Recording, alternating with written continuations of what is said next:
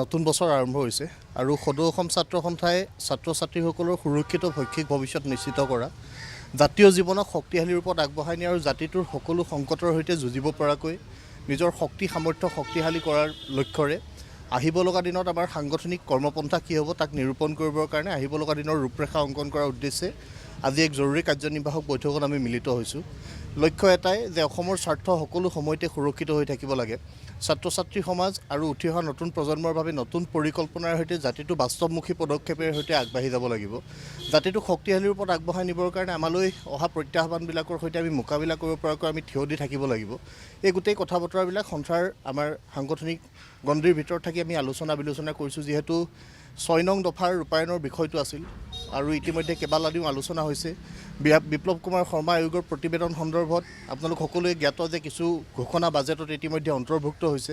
মূলতঃ আমাৰ ৰাজনৈতিক ভূমি অধিকাৰ সংৰক্ষণে গোটেই বিষয়বিলাক কেন্দ্ৰীয় গৃহ মন্ত্ৰালয়ৰ আওতাত পৰা বিষয়ৰ অধীনত আছে। এই বিষয় সন্দৰ্ভত আলোচনা কৰা হৈছে। কেন্দ্ৰীয় গৃহ মন্ত্ৰালয়ৰ পৰ্যায়ত আমাৰ এখন আলোচনা যাতে অনুষ্ঠিত হয়, এই ক্ষেত্ৰত আমি চৰকাৰৰ ওপৰত প্ৰভাৱ বিস্তাৰ কৰিবৰ কাৰণে তেওঁলোকক অতি সোনকালে যাতে এই আলোচনাৰ জৰিয়তে খিলঞ্জীয়া মানুহক সাংবিধানিক ৰক্ষা কৱচ প্ৰদানৰ গোটেই বিষয়টো শক্তিশালীভাৱে আগবঢ়াই লৈ যাব পাৰোঁ, সেই সন্দৰ্ভত আজিৰ বৈঠকত আলোচনা হৈছে। আৰু মূলতঃ সাংগঠনিক ভেটি শক্তিশালী কৰি সদৌ অসম ছাত্ৰ সন্থাই ৰাইজে বিচৰা ধৰণেৰে সংগ্ৰামী সত্তাটোৰে সৈতে কেনেকৈ আগবাঢ়ি যাব পাৰে তাৰ সন্দৰ্ভত ৰূপৰেখা অংকন কৰা হৈছে। অহা ১৭ জানুৱাৰীত আমাৰ শিল্পী দিৱস কেন্দ্ৰীয়ভাৱে বাক্সাত অনুষ্ঠিত হ'ব, তাৰ সন্দৰ্ভত আলোচনা হৈছে। আৰু ২৮ আৰু ২৯ তাৰিখে নলবাৰীত যুৱ বিনম্ৰ ছাত্ৰ নেতা নাছিৰ হুছেইন হুৰণী আছু আন্তঃজিলা স্বৰ্ণকাপ ভলীবল প্ৰতিযোগিতা অনুষ্ঠিত হ'ব, সেই সন্দৰ্ভতো আলোচনা হৈছে। আৰু এইখিনি বিষয়কে লৈ আজি আমি সকলো মিলিত হৈছোঁ আৰু বছৰৰ প্ৰথমখন কাৰ্যনিৰ্বাহক সভাত আমি মিলিত হৈ গোটেই বছৰটোৰ কাৰণে ছাত্ৰ সন্থাই কি ধৰণে সমাজৰ উন্নয়নৰ কাৰণে শৈক্ষিক সামাজিক ক্ৰীড়াৰ ক্ষেত্ৰত উত্তৰণৰ কাৰণে কাম কৰিব পাৰি, এইখিনি বিষয়ত আমি আলোচনাত মিলিত হৈছোঁ। অসমীয়া জাতিটোৰ প্ৰতি এটা দীঘলীয়া অপবাদ আছে যে জাতিটো কৰ্মবিমুখ জাতি, কিন্তু জাতিটোৱে যেতিয়া কৰ্ম কৰে জাতিটোৰ বহু লোকে নিৰন্তৰভাৱে কৃষি কৰ্মতে হওক বা আন সৃজনীশীল কামত জড়িত হৈছে।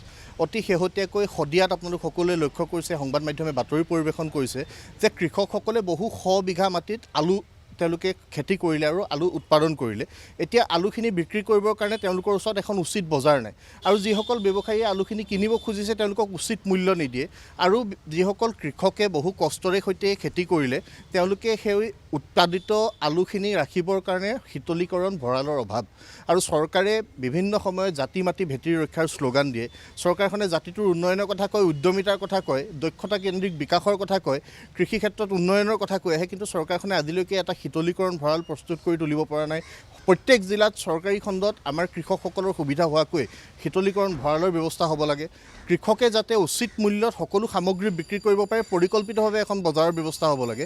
আলুৰ গোটেই ব্যৱসায় নিয়ন্ত্ৰিত হয় অনা অসমীয়া ব্যৱসায়ী গোষ্ঠীৰ দ্বাৰা, আৰু সেই অনা অসমীয়া ব্যৱসায়ী গোষ্ঠীয়ে প্ৰয়োজন হ'লে কেইটামান দিনত আমদানি বন্ধ কৰি কিয় অসমৰ থলুৱা কৃষকে উৎপাদন কৰা সামগ্ৰী বিক্ৰী নকৰে, সেই ব্যৱস্থাপনাৰ সৈতে কিয় তেওঁলোকে সেই ব্যৱসায়ীসকলক নাকি লগাব নোৱাৰে, সেই প্ৰশ্নটো আমাৰ চৰকাৰলৈ প্ৰশ্ন। খিলঞ্জীয়া থলুৱা লোকে কৰা উৎপাদিত সামগ্ৰীৰ এখন বজাৰ চৰকাৰে সৃষ্টি কৰক।